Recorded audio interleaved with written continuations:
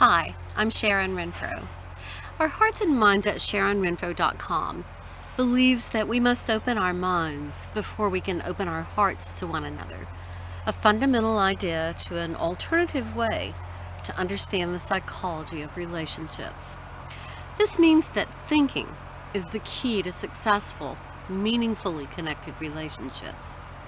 Today's video applies the 3 steps of thinking to the relationship issues of why unhappy relationships get worse.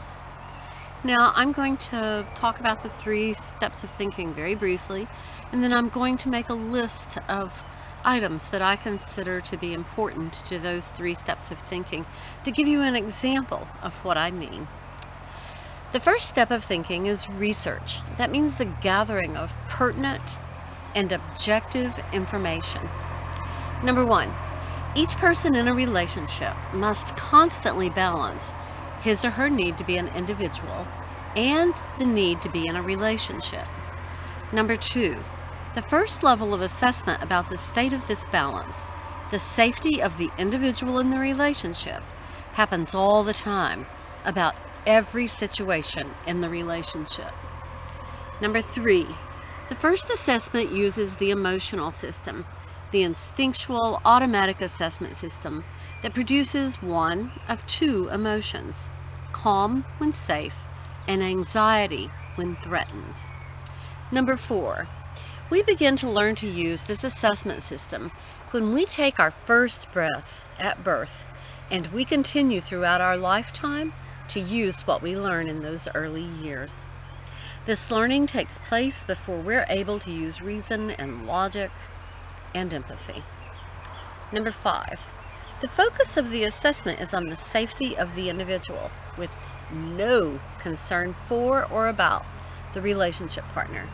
The focus is on me, me, me. 6, 3 different brain systems compose the psychological component of self and provide adaptive strategies meant to be used as the complexity of our life increases as we age. However, infants must begin life with only the emotional system to negotiate individual safety in relationships. In fact, whether or not an infant survives and/or thrives depends on his or her use of emotional reactions and the emotional maturity of his or her parents. Number 7, at the time more complex brain functions come online, the individual must be aware that more complex responses need to be learned to be able to access our most adaptive strategies. Number 8, conventional psychology has advocated strongly that we should use our gut and our feelings to be successful in relationships. But in fact, this means that we use the simplest adaptive strategies in the most complex circumstances.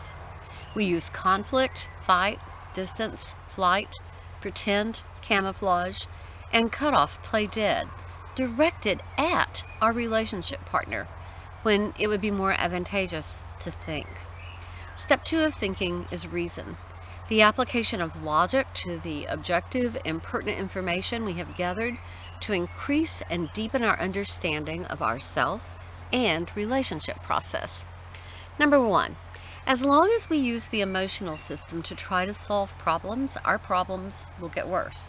A, conflict, distance, pretend, and cutoff are all short-term remedies to simply restore the balance of the need to be an individual and the need to be in a relationship, and give the impression of resolution of problems when such resolution has not been reached. B, these behaviors create a short-term reduction in anxiety, which is misinterpreted as problem solving. So while we become calmer, our unresolved problems get bigger and bigger and bigger. C, the emotional system is meant to secure the safety of the individual alone. The lack of consideration of one's relationship partner will not result in the identification of or remedy of a problem. D, these emotional behaviors are directed at our relationship partners based on the perception that the relationship partner is the threat. Such a narrow and inaccurate focus will not promote improvement in a relationship. Accepting the folly of conventional psychology can allow us to increase self-awareness and explore alternative explanations, which also provide us new, effective strategies that allow us to address the real issues. 3. As we learn to use the emotional system very early in life, we are using tools that a child would use in an adult relationship. 4. Instead of seeing the process we use as flawed, we believe that the relationship is not working. We therefore focus our life energy toward the wrong resolution, and then we wonder why things get worse.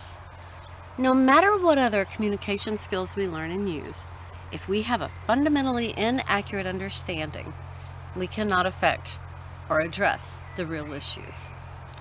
Step 3 in thinking, reflection. That's being able to see the big picture and how all the component parts work together to create our circumstances. It also includes being able to put yourself in somebody else's shoes.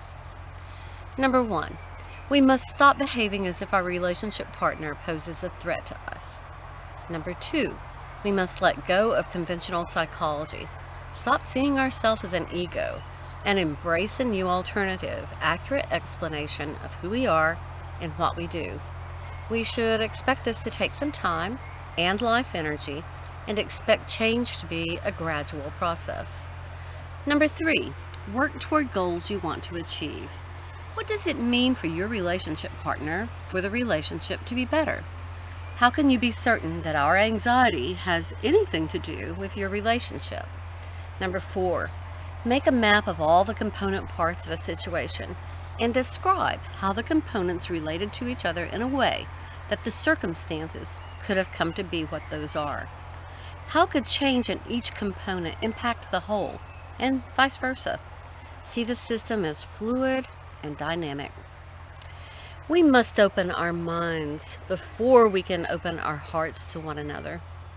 If these ideas have been beneficial to you, please like us and help others to find us. Also, you may find more information and in-depth discussion about these ideas in our free podcast at SharonRenfro.com. And thank you for listening.